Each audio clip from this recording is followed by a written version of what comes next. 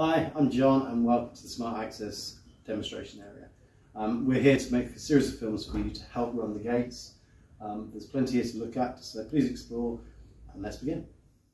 Hi and welcome to a quick demonstration video of how to use a Club Spark booking with the Smart Access system at your sporting venue. Club Spark will issue you with a 6-digit code which also is prefixed with a star. It's very important to remember all of that. So as you go to your venue, take your code with you. It's the star, your numerical digits.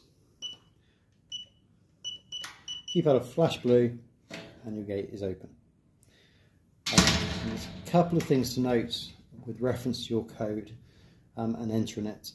If you don't press the star button and just start entering your code, you'll get so far into it, the keypad will flash red and you won't be able to open the gate.